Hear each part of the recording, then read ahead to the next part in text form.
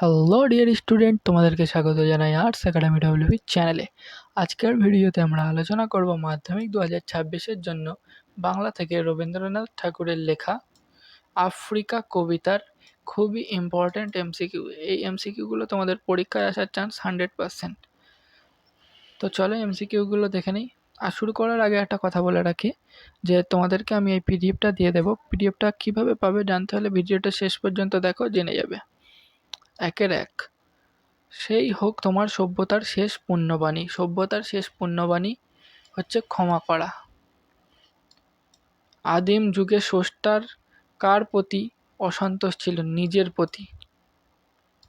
নিভৃত অবকাশে আফ্রিকা চিনেছিল জলস্থল আকাশের দুর্বোধ সংকেত। কবির সঙ্গীতে বেজে উঠেছিল, কি বেজে উঠেছিল? সৌন্দর্যের আরাধনা। অশুভ ধ্বনিতে ঘোষণা করল দিনের অন্তিমকাল। সৃষ্টিকর্তা আফ্রিকাকে যার নিবিড় পাহারায় বেঁধেছিলেন তা হলো বনস্পতির দ্বারা ওই মানহারা মানবীর দ্বারে। উদ্ধৃতাংশে মানহারা মানবী বলতে বোঝানো হয়েছে আফ্রিকা মহাদেশকে। প্রদোষকালে ঝঞ্ঝা বাতাসের রুদ্ধশ্বাস। প্রদোষ শব্দের অর্থ সন্ধ্যা। সেখানে নিভৃত অবকাশে তুমি সংগ্রহ করছিলে, কি সংগ্রহ করার কথা বলা হয়েছে? দুর্গমের রহস্য। আজ কোন দিকে ঝড় আসছে? পশ্চিম দিগন্তে। আফ্রিকা কবিতাটি রবীন্দ্রনাথ ঠাকুরের যে কাব্যগ্রন্থে রয়েছে?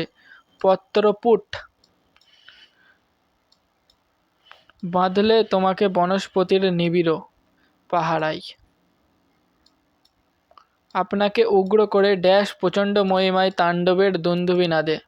বিভীষিকার প্রচণ্ড মহিমায় বা তাণ্ডবের দুন্দুভি নাদে। বাষ্পাকুল অরণ্যপথ বাষ্পাকুল হওয়ার কারণ আফ্রিকার ভাষাহীন কান্না। কালো ঘোমটার নিচে অপরিচিত ছিল, কি অপরিচিত ছিল? তোমার মানবরূপ, মানে আফ্রিকার মানবরূপ। কালো ঘোমটা বলতে বুঝিয়েছে ওই জঙ্গলটাকে, আফ্রিকার ঘন জঙ্গলকে। 1-16 আফ্রিকাকে কে ছিনিয়ে নিয়ে গেল? উত্তর হচ্ছে রুদ্র সমুদ্রের বাহু। আফ্রিকা কবিতায় পশুটির নাম ছিল নেকড়ে। ড্যাশ কাদার পিণ্ড, বিভৎস কাদার পিণ্ড। তাণ্ডবের দুন্দুভি নাদে। তাণ্ডব শব্দের অর্থ উদ্দাম নাচ। তাণ্ডবের দুন্দুভি নাদে। দুন্দুভি কি? দুন্দুভি হচ্ছে দামামা জাতীয় রণবাদ্য। 1-20 আফ্রিকা কবিতায় আদিম যুগ ছিল উদ্ভ্রান্ত। 1-21 আফ্রিকার ক্রন্দন কেমন? ভাষাহীন। তোমার চেতনাতীত মনে। আফ্রিকার। তোমার বলতে কার বুঝিয়েছে? আফ্রিকার। 23 প্রকৃতির যে জাদু কবি উপলব্ধি করেছেন তা কেমন ছিল? দৃষ্টি অতীত। রবীন্দ্রনাথ যার অনুরোধে আফ্রিকা কবিতাটি লেখেন? অমিয় চক্রবর্তী।